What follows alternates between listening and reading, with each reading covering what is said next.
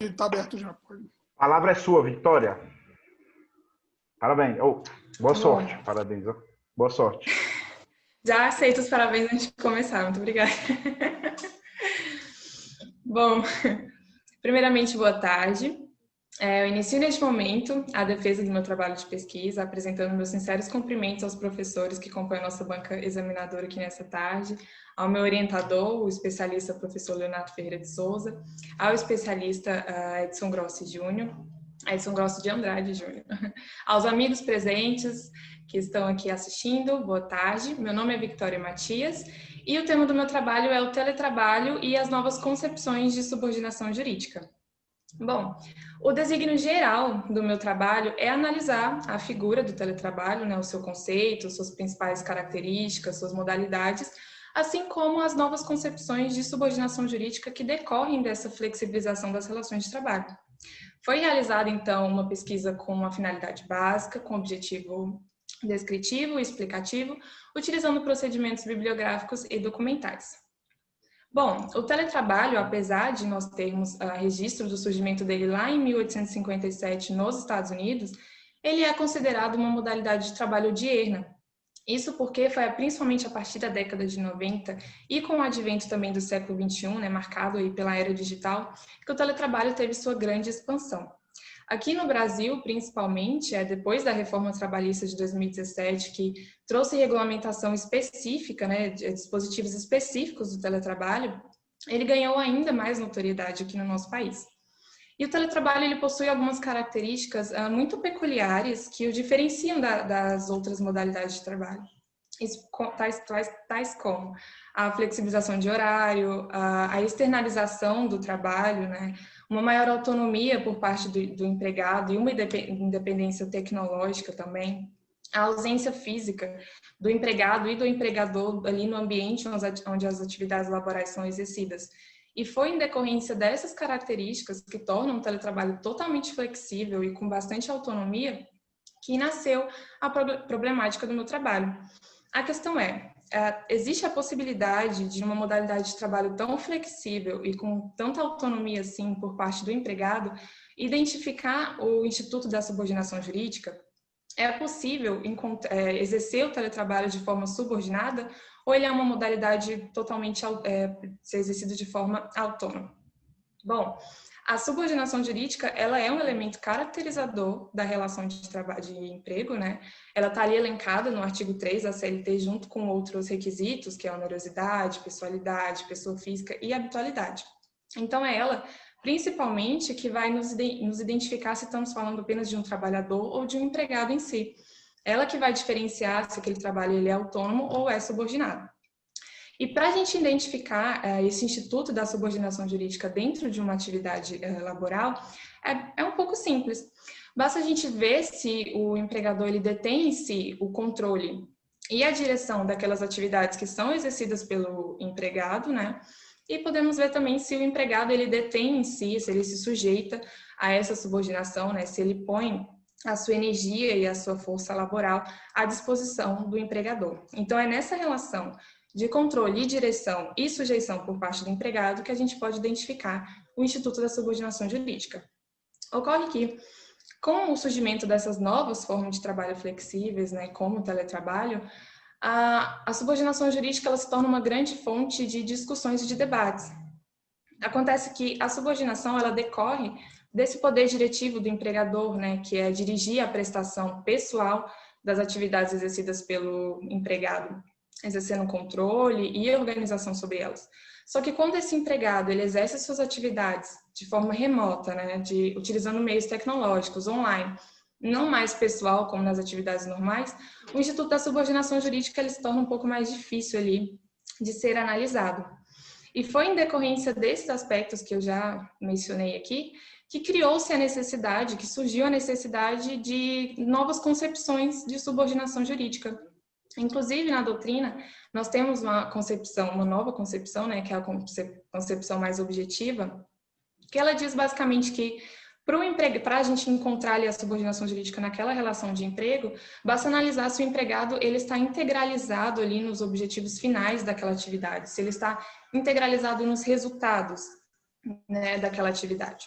Temos também um conceito mais subjetivo, um conceito mais estrutural, na verdade, que para esse conceito já não importa se o empregado ele recebe ali os seus comandos de forma direta ou se ele está harmonizado com os objetivos finais das atividades. Para essa concepção estrutural, o que importa é o empregado, ele está ligado à dinâmica operativa das atividades, ele está ligado aos procedimentos que são utilizados, né, os meios executórios que são utilizados para conseguir chegar ao fim daquela atividade.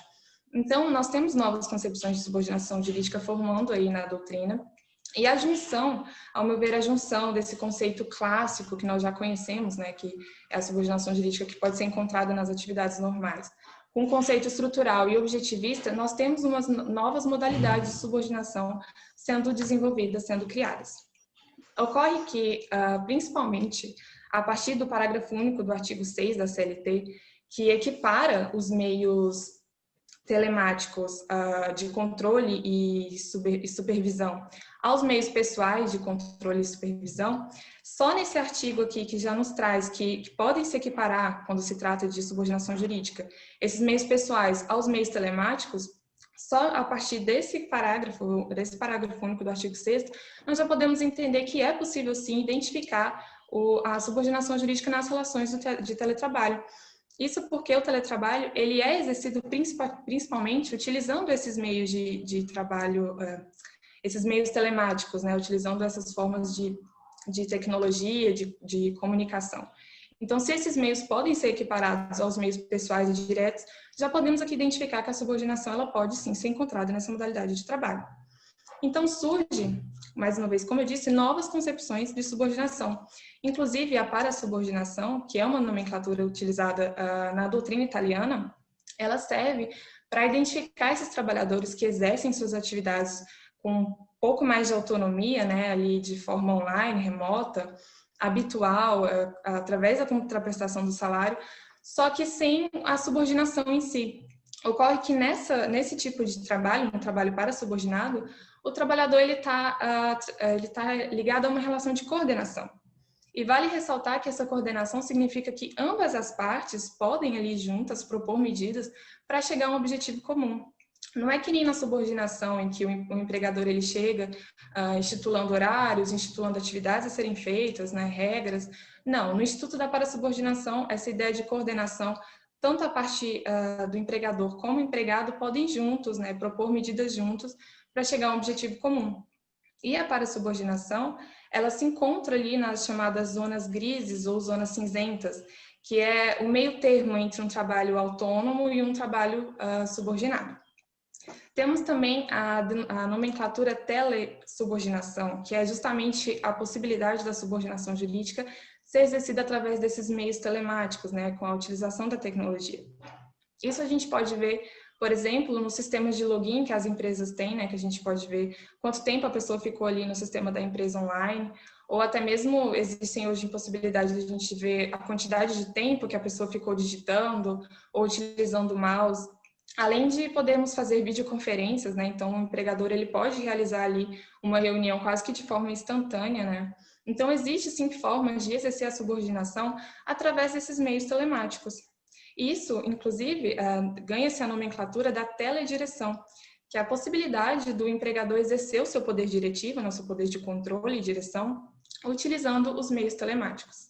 Dessa forma, eu entendo que os objetivos do meu trabalho foi sim alcançado, eu pude perceber que existe a possibilidade de identificar a subordinação jurídica no teletrabalho, levando em consideração cada caso em concreto, porque o teletrabalho ele é extremamente flexível, e ele pode ser exercido de diversas formas, então pode ser que cada caso seja peculiar, e aí é necessário analisar as peculiaridades do caso e entender se há ou não realmente o Instituto da Subordinação. Mas a priori é possível sim analisar, e inclusive eu pude perceber que os meios telemáticos para o teletrabalho, eles não são somente um instrumento, né? Eles acabam se tornando meio de controle, né, dessa atividade. E é isso. Antes de me colocar à disposição da banca, só um minutinho, gente, minha garganta secou. Antes de me colocar... Não é coca, é água. Aí, Léo, perdeu o 10, Léo. Tá vendo? Eu achei que era coca. Ó. Água. Já finalizou? Bom, antes de me colocar à disposição, eu só queria dizer que eu escolhi esse tema de trabalho por achar que o teletrabalho ele é uma modalidade que está em grande ascensão. E ele oferece muitas vantagens, não só para o empregador, como para o trabalhador também. E eu acho que nesse século em que nós vivemos, que a tecnologia ela se faz muito presente nas nossas vidas, ele tem ainda mais chance de crescer. E eu escolhi também esse ramo do direito por me identificar bastante. Foi principalmente através das aulas do Léo que eu pude me apaixonar pelo direito do trabalho, né? Eu acho realmente esse ramo maravilhoso, pretendo atuar nessa área se Deus quiser. E eu gosto muito, por isso que eu escolhi essa modalidade de trabalho para vir trazer para vocês. Agora eu me ponho à disposição da boca. Gross, não chora. Ela gosta de penal também, Gross. Ela gosta de penal também, Gross. Gosto, eu amo penal.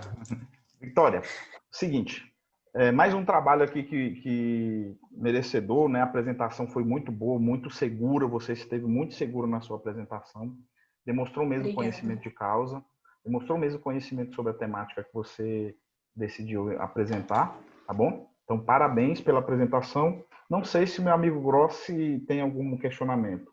Nós já estamos deliberando sobre sua nota aqui. Então, querendo aqui, tem algumas manifestações aqui para te dar um 6.8, 6.9. Eu estou brigando pelo 9.8. Que absurdo! Que absurdo, gente! Vai lá, Grossi. Bom, Vitória, primeiro, parabéns pela belíssima apresentação. Quando a gente vê uma... Por que eu acho que é sempre bom a gente ter as apresentações públicas? Aquilo que o Léo falou no começo, justamente para os alunos verem que, às vezes, por mais que a gente esteja, que a pessoa esteja nervosa e que o aluno esteja nervoso por estar se apresentando para uma banca, por estar sendo avaliado, a apresentação consegue ser muito boa, consegue ser brilhante. Sabe? Eu acho que contornar o nervosismo faz parte da apresentação. Tá? A gente avalia desde a matéria, porque o seu trabalho a gente já avaliou. Quando a gente vai avaliar a apresentação, eu considero tanto as informações que você está passando, como o jeito que você consegue passar, porque isso, para mim, influencia demais. Então, primeiro, parabéns. Achei perfeita a sua apresentação. Apesar da água no final, se fosse Coca, era, né, o ápice. Assim, era 15.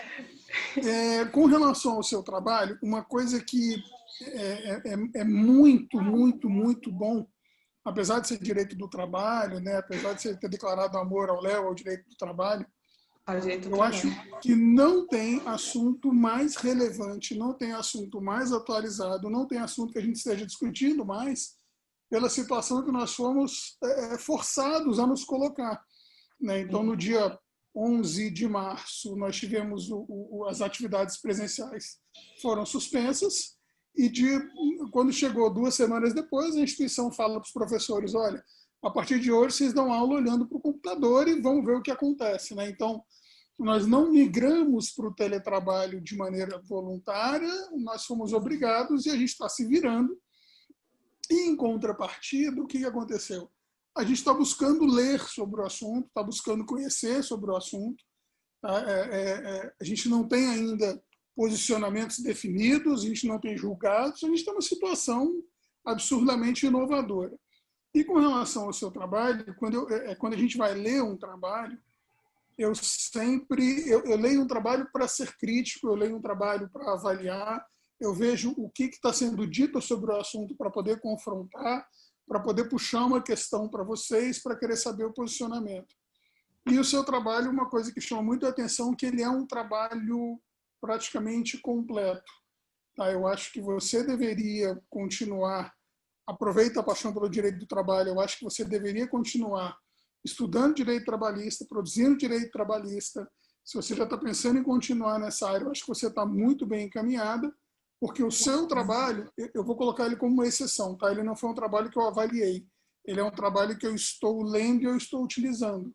Então, para mim, ele é um trabalho muito completo. Então, Léo, eu não tenho nenhuma pergunta para fazer. Inclusive, ele disse que está querendo virar advogado trabalhista e começar a demitir as pessoas. Eu procurei uma gravata laranja no meu armário para botar um terno azul para virar trabalhista. Eu fiquei tendencioso. Sem pergunta nenhuma. Muito obrigada, Vitória, eu acho que depois desse discurso aí do Grossi, a sua nota você quer de forma pública ou privada? Pode falar. Tira meio ponto por causa da água, Léo. Tira.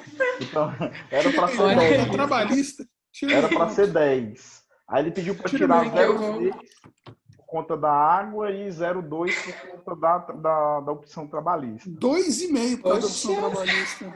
Absurdo, gente. Mas a sua média foi 10, tá, Vitória? Parabéns aí Obrigada. pelo trabalho. Você também foi um aluno que sempre esteve presente, sempre questionou, sempre fez jus aí à nota, tá? Muito Diz obrigada. outro, você não merece palmas, merece o Tocantins inteiro. Tocantins, né?